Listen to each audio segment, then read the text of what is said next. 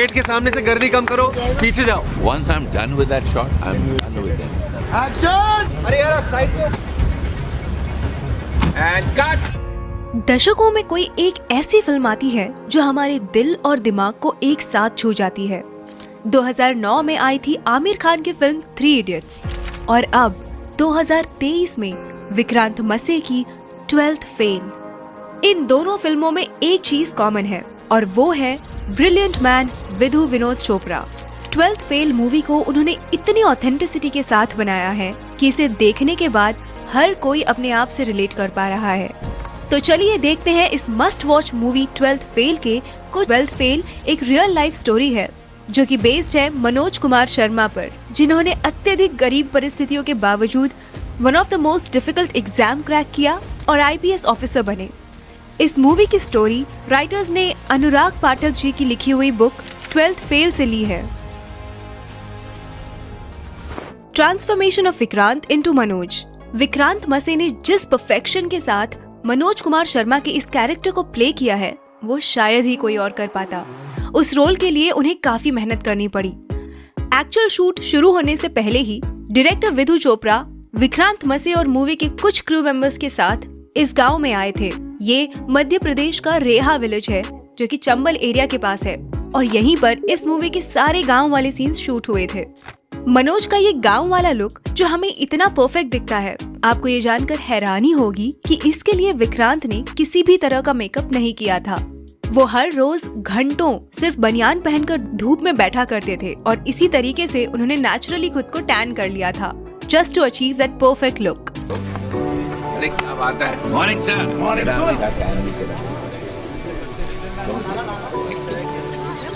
लेकिन ज्यादा धूप की वजह से उनकी स्किन इतनी ज्यादा टैन हो गई थी कि वो जली हुई लग रही थी और ये कुछ सीन्स में एविडेंट भी है। फॉर एग्जाम्पल ये वाला सीन जहाँ मनोज की दादी अपनी जमा पूंजी उसे सौंपती है ये कहकर, खर्चे की चिंता मत करियो, अब बड़ा पुलिस अफसर बनकर ही लौटियो। एंड देन ये वाला सीन मेंस एग्जाम में फेल होने के बाद जब मनोज श्रद्धा के घर मसूरी जाते हैं, उस सीन में भी उनकी बर्न स्किन हमें क्लियरली दिखती है। इसे वो लोग मेकअप से कवर डेफिनेटली कर सकते थे, लेकिन विक्रांत ने कहा कि इसे एज इट इज रहने देते हैं क्योंकि उस सीन में मनोज लो और अंडर कॉन्फिडेंट फील कर रहे थे because of his failure in the exam और विक्रांत भी उस वक्त बर्न स्किन की वजह से कुछ वैसा ही फील कर रहे थे। इस तरह वो अपनी परफॉर्मेंस को और एनहांस कर पा रहे थे। बाय द वे, अगर मेकर्स चाहते तो पोस्ट प्रोडक्शन यानी कि एडिटिंग के वक्त भी स्किन को क्लियर और लाइटन कर सकते थे, but they had decided to keep it natural. Madhya Pradesh के उस रेहा गांव में शूट हुए सीन्स के ये रहे कुछ बिहाइंड द सीन्स क्लिप, जिसमें 12वीं क्लास में पास होने के लिए मनोज पर्चियां बना रहा होता है। देखिए DOP ने कैसे उसे अपर एंगल से शूट किया था और तब इतना भारी वजन का कैमरा उन्होंने अपनी कमर से बांधा हुआ था।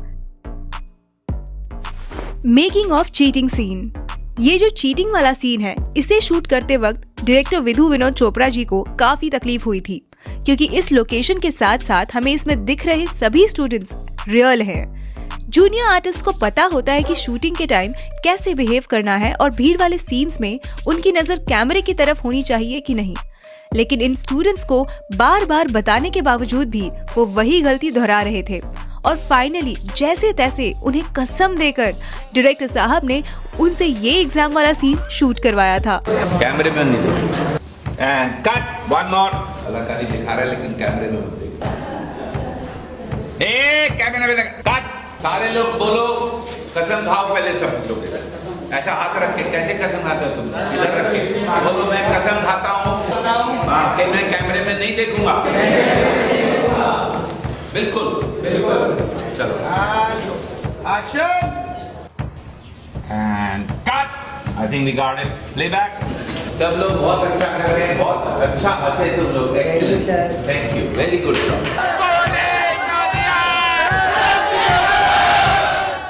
Mastering a jugaad driving. अरे टोटल इसमें 4 और रिवर्स। ये जो सवारी थी उसे गांव वाले लोग जुगाड़ कहते हैं क्योंकि इसे किसी कंपनी में नहीं बल्कि गांव के किसी बुद्धिमान आदमी ने लिमिटेड रिसोर्सेज से जुगाड़ करके बनाया होता है। इन जुगाड़ू चीजों को चलाना भी उतना ही मुश्किल होता है जितना इसका इनोवेशन। घर के खर्चे निकालने के लिए मनोज और उसका भाई इस जुगाड़ को चलाते हैं इन कुछ सीन्स के लिए मनोज के भाई का रोल प्ले कर रहे एक्टर राहुल कुमार ने स्पेसिफिकली ये जुगाड़ चलाना सीखा था और तब जाके इसके कुछ सीन्स उसी एमपी के गांव रेहा में शूट किए थे। पहले दिन तो मुझे बहुत तंग किया इस अफलातून ने, लेकिन हाँ धीरे धीरे पकड़ में आई। Making a setup at Mukherjee Nagar. जब मनोज अपने नए नवेले दोस्त पांडे के साथ आईपीएस बनने दिल्ली आता है, तब वो वहाँ लगे हुए सब कोचिंग के एडवर्टाइजमेंट्स वाले ढेर सारे बैनर्स और पोस्टर्स देखता है।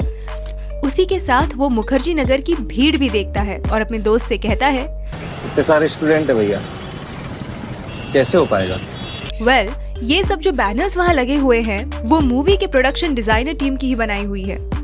इस सीन को दिल्ली के मुखर्जी नगर में ही शूट किया गया था, जिसे यूपीएससी एस्पिरेंट्स का हब भी कहा जाता है।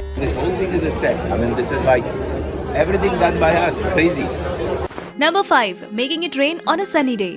ये सीन तो आपको जरूर याद होगा। श्रद्धा की इस कोचिंग क्लास में मनोज से मुलाकात होने के बाद कुछ दिनों बाद वो उसे ढूंढते हुए विद्या वाचनालय आती है। यहाँ इस सीन की रिक्वायरमेंट थी बारिश का मौसम, मगर शूटिंग के दिनों में यहाँ तेज धूप पड़ रही थी। इस सीन के लिए टीम ने 2 रेन मशीन्स का यूज किया था और जब श्रद्धा इस लाइब्रेरी में एंटर हो रही थी, तब हम देख सकते हैं कि उस सीन को कैसे शूट किया जा रहा है।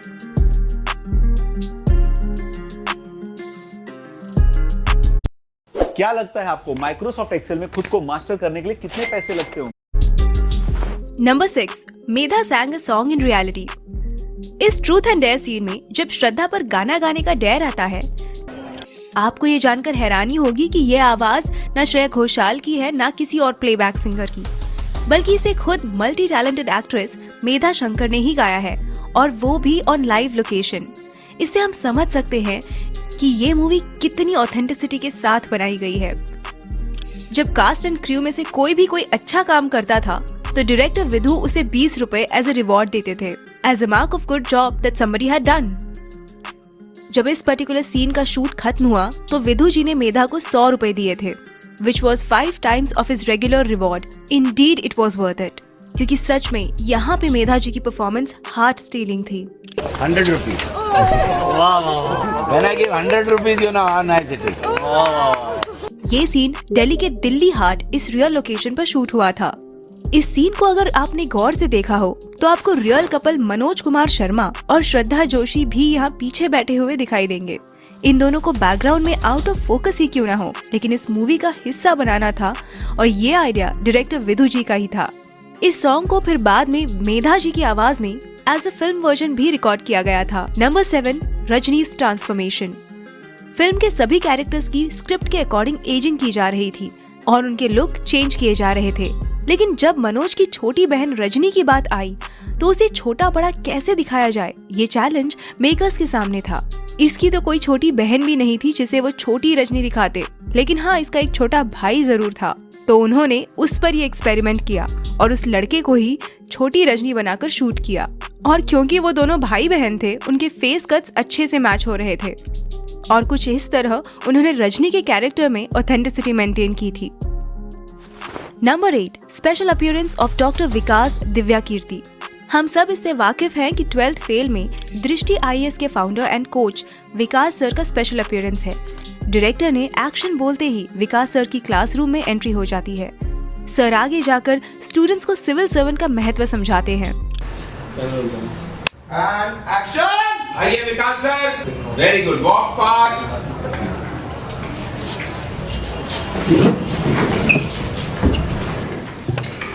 बैठिए। IAS बनना बड़ी बात नहीं है। बड़ी बात यह है कि जिस कुर्सी पर आप बैठेंगे ना, उससे आपकी इज्जत ना हो, बल्कि आपसे उस कुर्सी की इज्जत बढ़े। और फिर एक दिन आएगा जब आप मुझसे मिलने आएंगे, आप नहीं मैं खड़ा हूंगा। जब ये शॉट फाइनलाइज हुआ तो डायरेक्टर विधु जी ने विकास सर को गले लगाया और उन्होंने इसके बारे में क्या कहा, सुनिए। I've been making movies for 50 years now, but this is one of the best crowd scenes I've handled. I am so worried about the looks, and none of you look at the camera. So hats off to you.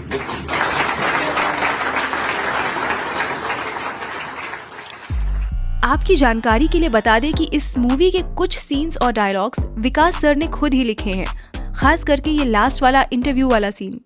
Well, 12th fail को पहले राजकुमार ईरानी direct करने वाले थे, लेकिन इसे लिखते लिखते विधु जी इन characters से कुछ इस तरह अटैच हुए कि उन्होंने इसे खुद ही डायरेक्ट करने का फैसला किया। यूजुअली विधु विनोद चोपड़ा अपने फ्रेंड्स राजकुमार ईरानी और अभिजात जोशी के साथ कोलैबोरेट करके लिखते हैं, लेकिन उस टाइम पीरियड में वो दोनों डंकी पर काम करने में बिजी थे। काश राजकुमार ईरानी डंकी की बजाय 12th फेल को डायरेक्ट करते।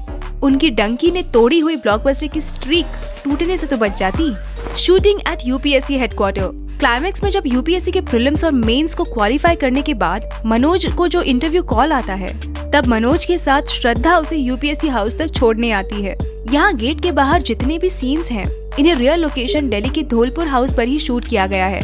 ये वही जगह है जहाँ पर यूपीएससी के इंटरव्यूज लिए जाते हैं और यहाँ पर मूवी को शूट करने के लिए मेकर्स को स्पेशल परमिशन लेनी पड़ी थी। लेकिन उसके बाद के जितने भी अंदर वाले सीन्स हैं, उन्हें वहाँ शूट के लिए परमिशन नहीं मिली और इसी के कारण उन्होंने ये सारे सीन्स इसी हाउस के रेप्लिका में शूट किए थे। ये एग्जैक्ट रेप्लिका न्यू दिल्ली में रिकंस्ट्रक्ट किया गया था। Making of the song restart. Bollywood में जो पहले कभी ना बना हो, कुछ ऐसा एंथम सॉन्ग डायरेक्टर विधु जी को इस 12th फेल मूवी के लिए बनाना था। जैसे कि कोई कमरे में गा रहा हो, थोड़ा सुरीला और थोड़ा बेसुरा, थोड़ा आगे थोड़ा पीछे। तो शांतनु मोइत्रा ने इस रीस्टार्ट सॉन्ग को कंपोज किया था और देखिए इसे कैसे रिकॉर्ड किया जा रहा है। विधु जी ने इसे उनके असिस्टेंट डायरेक्टर से रिकॉर्ड करवाया था, क्योंकि उनका कहना था कि ये लोगों का गाना है तो लोगों को ही गाना है। Detailing in the shots. 12th fail को कम्प्लीटली ऑथेंटिक बनाती है इस पर की गई डिटेलिंग। तो चलिए बात करते हैं इस मूवी के कुछ डिटेल्ड सीन्स की। सबसे बेस्ट चीज ये थी कि मनोज कुमार शर्मा और श्रद्धा जोशी, इन दोनों के भी रियल लाइफ के नेम्स मूवी में भी एज इट इज रखे गए थे। मनोज गरीब घर से बिलोंग करता है, तो उसके सभी सॉन्ग्स हमें क्लासिकल बैकग्राउंड म्यूजिक के ही सुनने को मिलते हैं।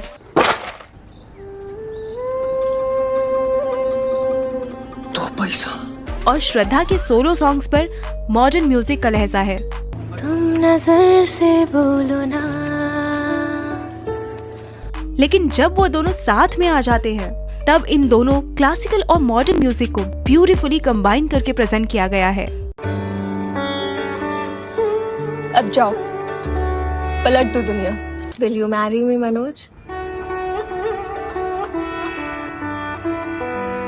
श्रद्धा डिप्टी कलेक्टर बनने के बाद जब मनोज के इंटरव्यू के दिन दिल्ली आती है, जिस व्हाइट एम्बेसडर कार में वो दोनों यूपीएससी के लिए ट्रैवल करते हैं, उस कार के नंबर प्लेट की शुरुआत यूए यानी कि तब के उत्तरांचल और आज के उत्तराखंड को रिप्रेजेंट करती है। 12th फेल के ऑलमोस्ट सभी सीन्स रियल लोकेशन पर ही शूट हुए हैं। हालांकि गांव वाले सभी सीन्स को डायरेक्टर और team easily Mumbai film city में शूट कर सकते थे, but they decided to shoot it in the real village of Reha, just to be a lot more authentic. ये पहली ऐसी फिल्म है जो रियल मुखर्जी नगर और राजेंद्र नगर में शूट हुई है, और वो भी रियल यूपीएससी स्टूडेंट्स के बीच। मुखर्जी नगर में हर हिंदी मीडियम का वो बच्चा था जो अपने गांव में ये बोल के आया था कि मुझे कुछ करके दिखाना है। उसमें मैं भी एक। इस मूवी का हर एक सीन डिटेल है, जिन्हें डायरेक्टर और उनकी टीम ने काफी मेहनत और ध्यान से बनाया है। हार नहीं मानूंगा 12th fail restart based on A true story inspired by million true stories. इसका माने क्या है? हजारों कहानियों से प्रेरित है, तो हजारों कहानियां किनकी कहानियां हैं? वो आपकी कहानी है। और वो पोस्टर में आप ढूंढते रहिएगा कि हीरो कहाँ है, वो आपको नजर नहीं आएगा। एक्चुअली इसमें अगर हम स्पॉट पे हीरो कॉन्टेस्ट करें तो बहुत इंटरेस्टिंग होगा, आपको पता ही नहीं लगेगा कि है कहाँ। यही मैं कहना चाह रहा हूँ। इसमें तो एरो लगाया है हमने आपके लिए कि आप ढूंढ लें कि हीरो कहाँ है। ये होते हैं रियल हीरो। हजारों में से एक मनोज, जैसे हजारों लोगों लाखों लोगों में आप एक है। कई लोगों ने कहा कि सुनता हीरो जो गौरी भैया है, कोई कहता पांडे है, कोई कहता मनोज है, कई कहते श्रद्धा है। तो जब आप ये फिल्म देखें तो हमको जरूर बताइएगा कि आपकी नजरों में इस फिल्म का सही हीरो कौन। मैं भी हो सकता हूँ, अगर आपको लगता है मैं हूँ तो वो भी बता दीजिए। 12th फेल 27 अक्टूबर 2023 को थिएटर्स में रिलीज हुई थी। रिलीज पर क्रिटिक्स ने तो इसे अच्छा रिस्पांस दिया ही था, लेकिन पब्लिक ने भी इसके तारीफों के पुल बांध दिए थे। यही नहीं, बल्कि कमल हासन सर ने भी 12th फेल देखने के बाद तारीफ भी की थी। नमस्ते, आई एम टॉकिंग